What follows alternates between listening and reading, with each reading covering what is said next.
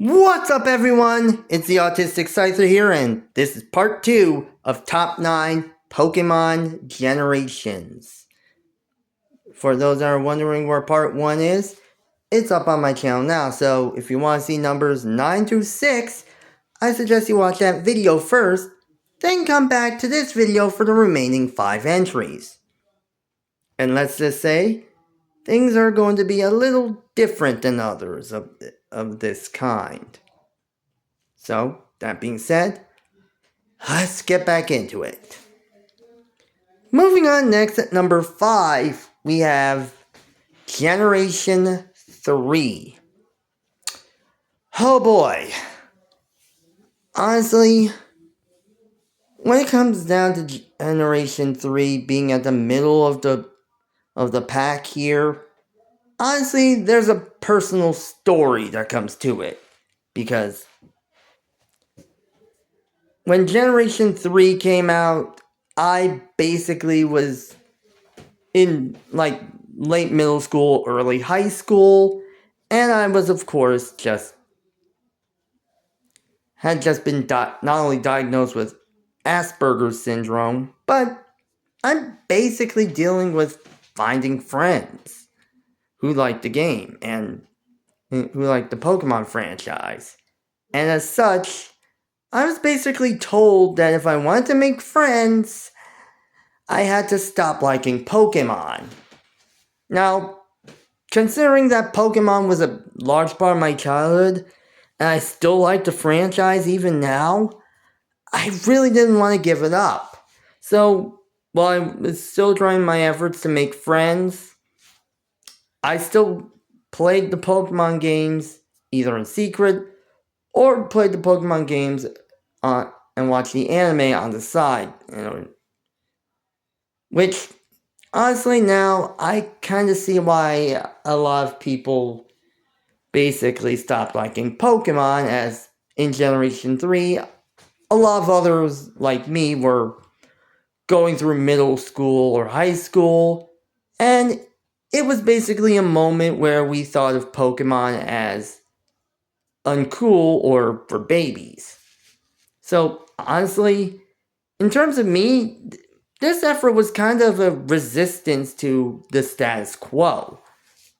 But even with that, Generation 3 stuck around in my life, because in terms of the main series games, we had some amazing titles, like Pokemon Ruby and Sapphire again, the Hoenn games were kind of one of the better, one of the few games I spent a lot of time playing, and I found one of my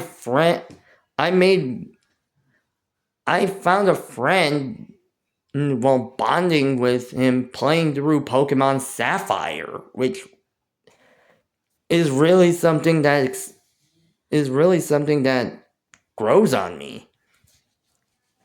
And even with that, Pokemon Emerald was the kind of addition that honestly a lot of games were kind of expecting. Plus, you got Fire Red and Leaf Green being the remakes of the original Generation 1 games, somewhat soothing Generation 1's jank. And the big thing had to be the side games that came out that were largely on point. And it's many of the side games that really puts it at the middle of the list. From games like Pokemon Pinball Ruby and Sapphire, Pokemon Coliseum and XD Gale of Darkness, Pokemon Mystery Dungeon, Pokemon Channel, and even though I didn't get into Pokemon Ranger until Guardian Signs, the original Pokemon Ranger was an amazing game. And honestly, I wouldn't have it any other way.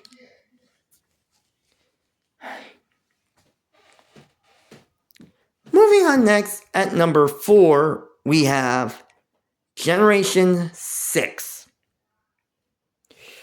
Whew. Even with that, Generation 6 was a kind of an interesting turning point for the franchise. Not only was this the first generation where the handheld games ended up entering the 3D plane with X and Y, but even with this, they brought a new sort of spin to it by adding in a lot of modern aspects of the games. I mean, Oraz was one of the best remakes that I've ever played. And that really says a lot when you consider that Ruby and Sapphire in Generation 3 were a big part of the more formative years of my life. That being seriously said, both X and Y and Oraz basically gave me a chance to not only see new Pokemon in a new life, especially with the idea of Megas, but honestly gave me, considering how it was the start of many a PokeTuber on YouTube starting around this time, it introduced me to a lot of iconic PokeTubers many of which who still remain my favorites, or YouTubers, many of which who still remain my favorites around this time, like after all these years, like MNJTV, Lord Keeper Toby, back when he was known as Bird Keeper Toby, and even Chugga Conroy. And that being said, however, the one thing I have to say is that there was essentially no third generation or sequel that could have improved on it, and I think it really should have.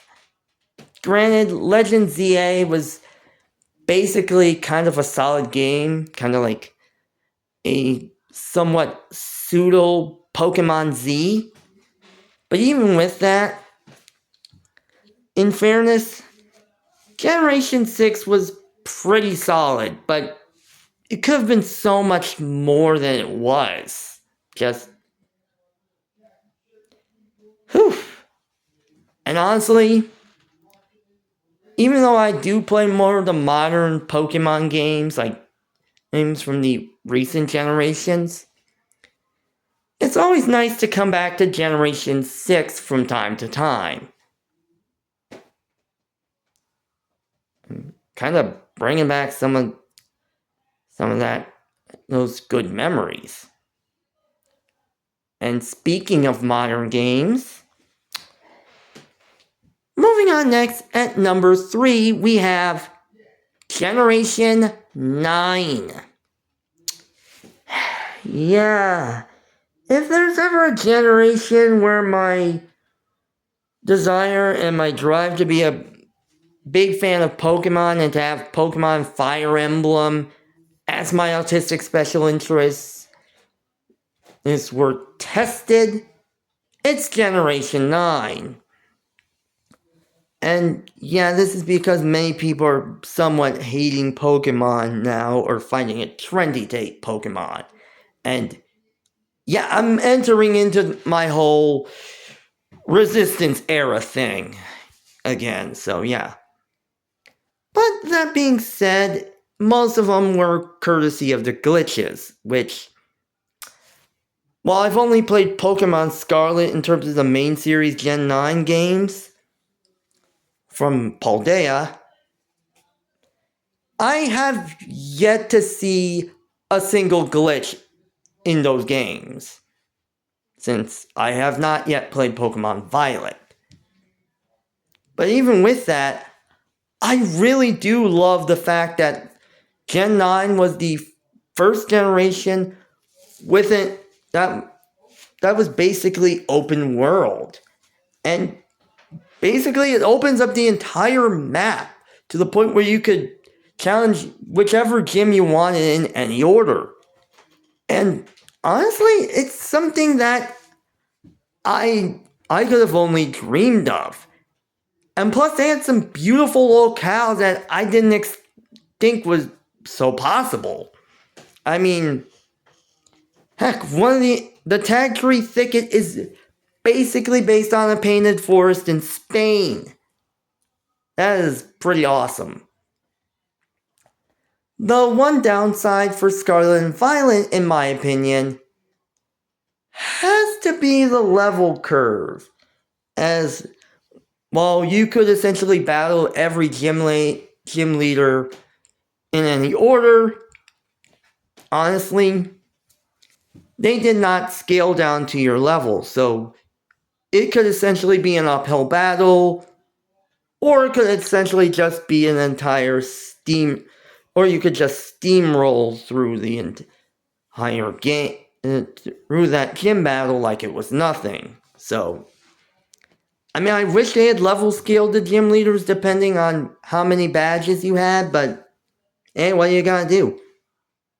Even with that, Pokemon Legend, the fact that I got Pokemon Legends ZA for Christmas, honestly, I can say that is an amazing game. And I really like what I've played of the game so far. And honestly, really does say a lot.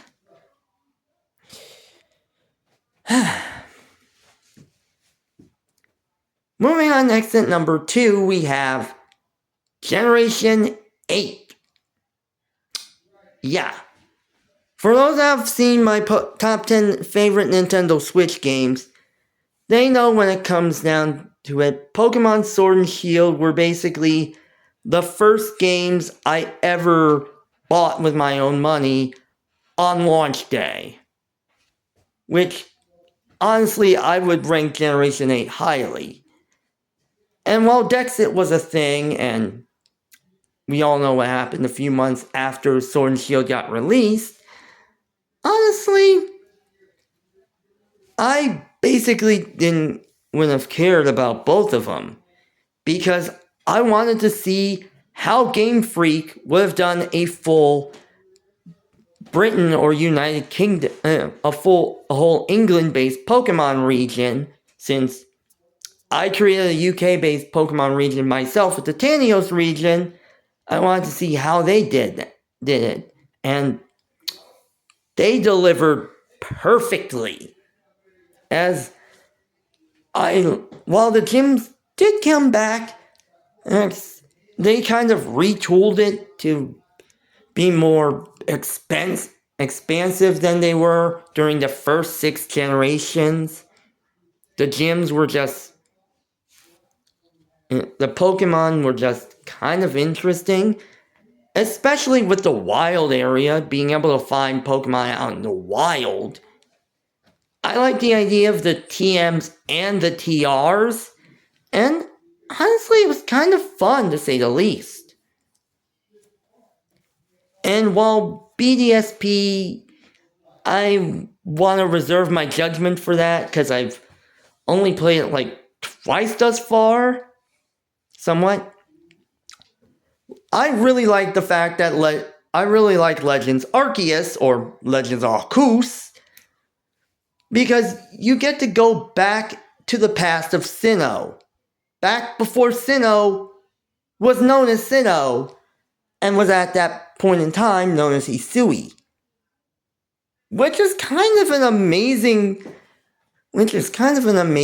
game to say, an idea for a game that I'm surprised we didn't get that with Legends ZA, but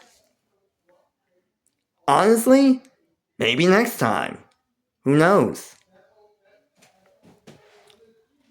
Finally, at number 1, we have Generation 5.